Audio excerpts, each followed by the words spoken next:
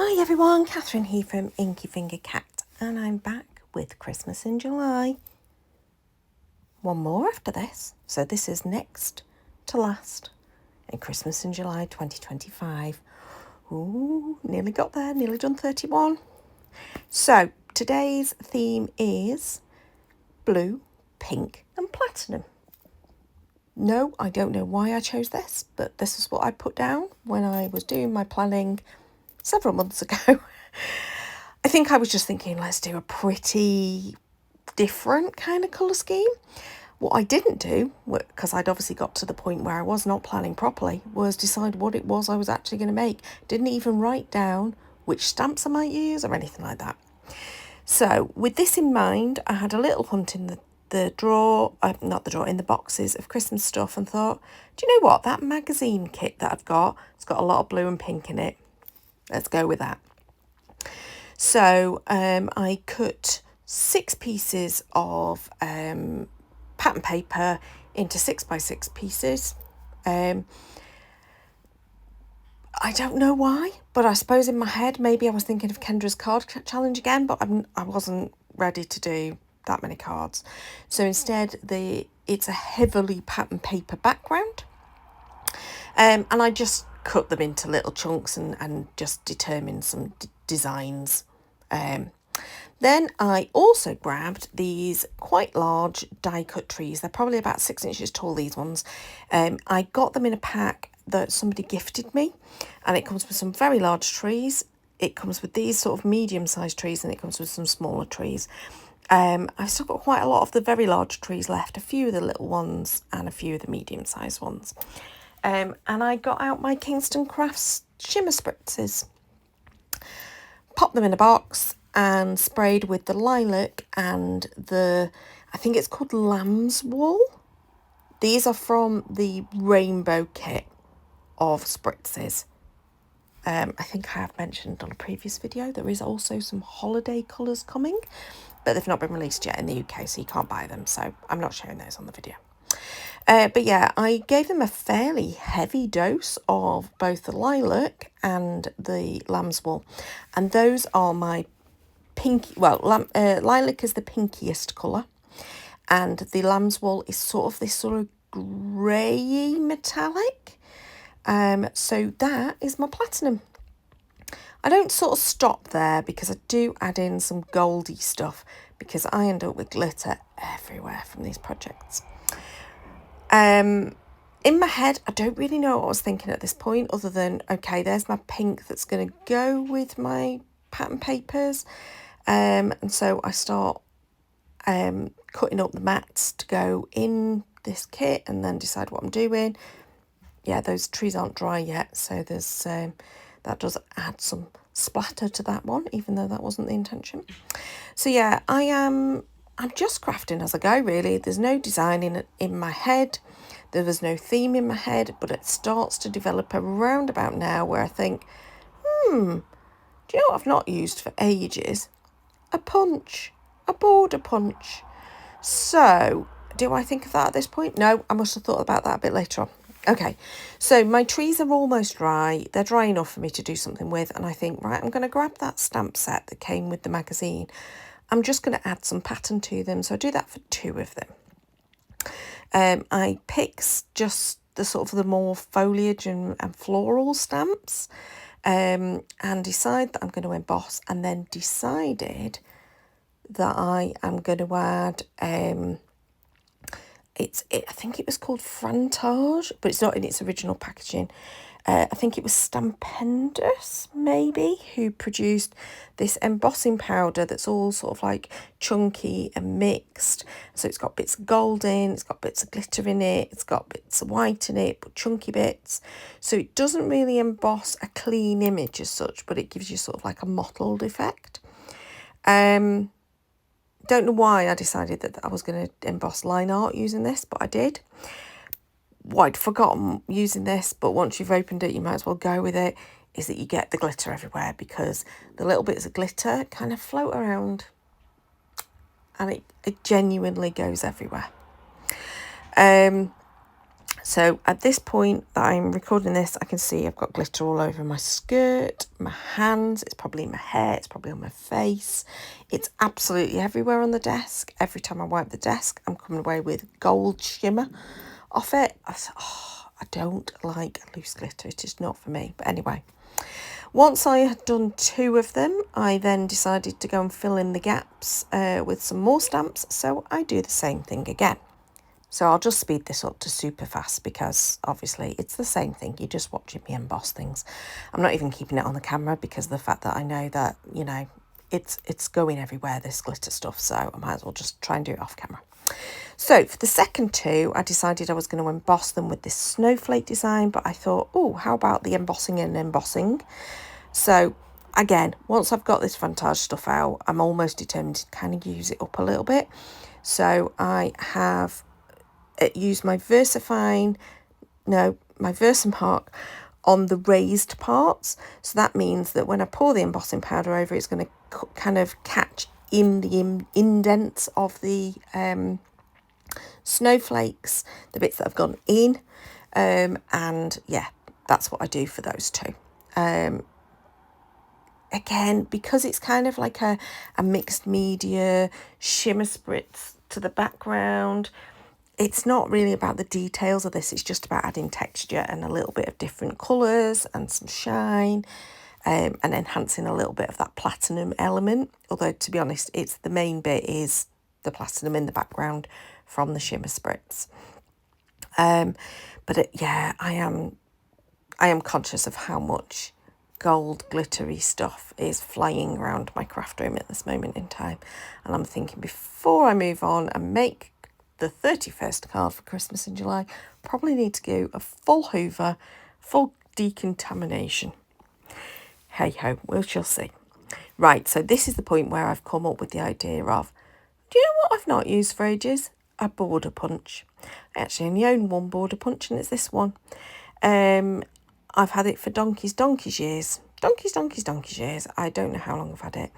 But I decided, how about I do some punching and add that, and it just creates a different impact, really, on the card. And I use the punch on all 4 cards. Yeah, all 4 cards have the punch used in one way or another.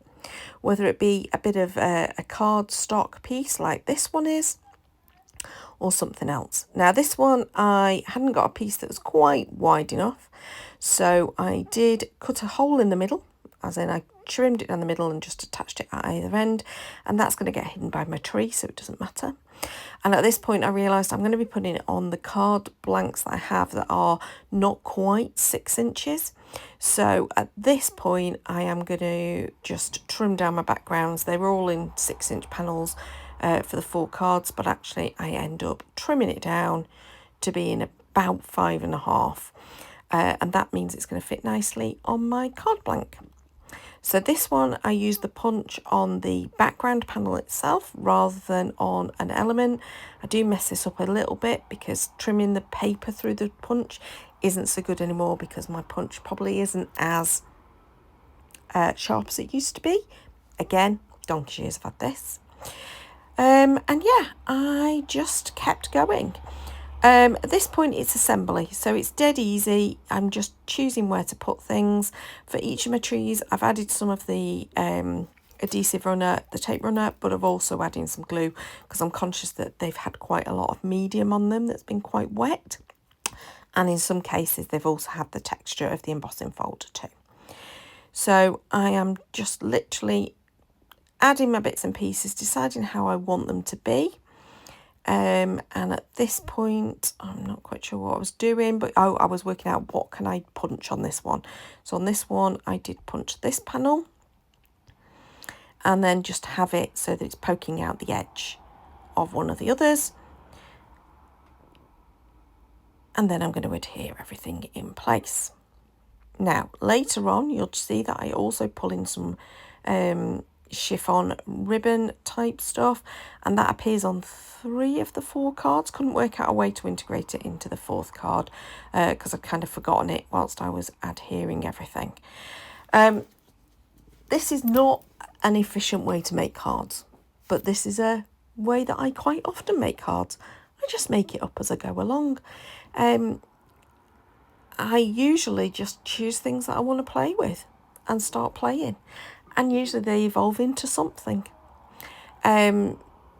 Most of the cards that I have done for Christmas in July, although there's been an element of creating as I've going along, because I knew what I was going to use as my focal point, etc., I've usually got a bit more of a plan in mind.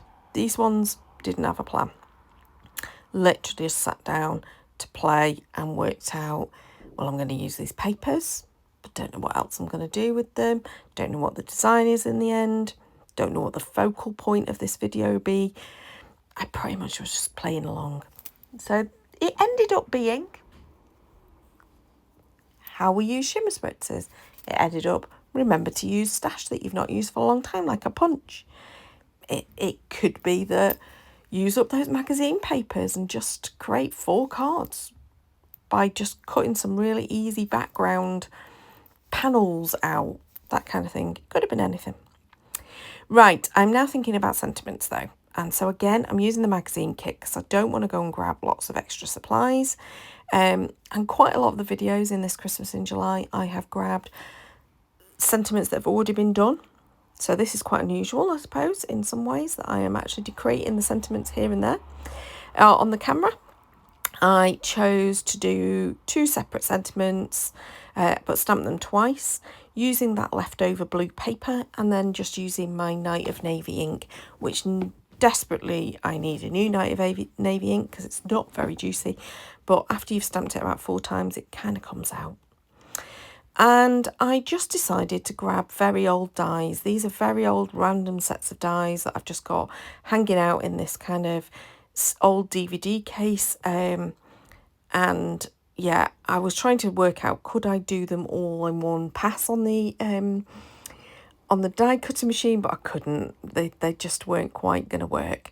So I did end up having to do it as 2 different passes, but I did use 4 different dies for this. Some of them are quite similar, but you know, I did use 4 different dies for this particular set of cards. So remember, again, just go and find what's in your stash that you've not used for ages. It might be random, but you'll find a way of making it work. This one was just a little bit too big though for the thing, for the card front, I felt. So I did cut it down a little bit, but then I gave it a layer of cardstock underneath. I will say, when you are stamping your sentiments and it's on like a pattern paper, I mean, I know this is a solid paper that you're looking at, but it's a piece of the pattern paper. It's not going to be great for sentiments. If you want them to have a little bit of sturdiness, I would tend to do it on cardstock instead. So the way of cheating of doing that is stick them onto cardstock, and that works.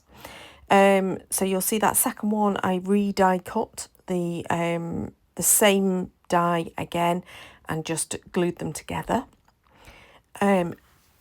Excuse me. This is when I started adding in that chiffon ribbon. So it is a wired ribbon. It's quite a wide ribbon, but it's quite flexible as a wired ribbon, so it's quite easy to use on card fronts, and it's easy to kind of like bunch it up a little bit and give it some texture and dimension.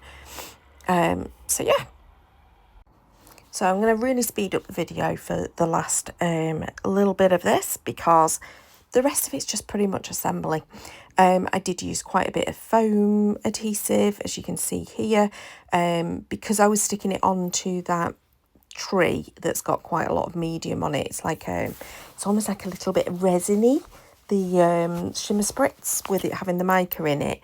I just feel like it sometimes resists adhesive, so I tend to put a little bit of just a tiny little bit of glue. Firstly, it gives me a bit of wiggle room, but it just helps for me to adhere it and know it's going to stick. A couple of the sentiments I turned into sort of like mini tags, in terms of I just punched a hole and that's what I put my ribbon through.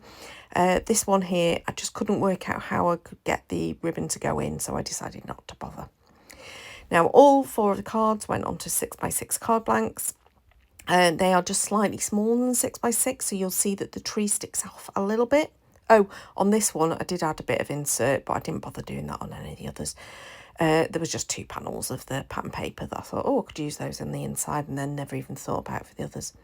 But yeah, the trees do slightly go off the end, so I did end up cutting those off. Sometimes I don't, but I know that these won't then fit in envelopes. And it's not a case of getting a larger envelope. I don't really want a 7x7 envelope for these, for example. So I did end up cutting the bits of the tree off that were jutting out, but I think that's fine. And you can see here, the shimmer spritz is just so pretty, and it works really well, especially if you then have something contrasting like the texture of the stamped images or the bits of the embossing. I think it's just so pretty. So I hope you've enjoyed these. Very pretty cards, very different, not your traditional colours, obviously, with blue, pink and platinum being the theme. But I think they work well. I think they work well, and it was nice to revisit that punch that I have not used in donkey's years. It was fun to pull out old supplies. So I hope you enjoyed that. Please do like, subscribe to see more. One more, Christmas in July. Don't know what will happen in August, but there will be more. Thanks for watching, and bye-bye.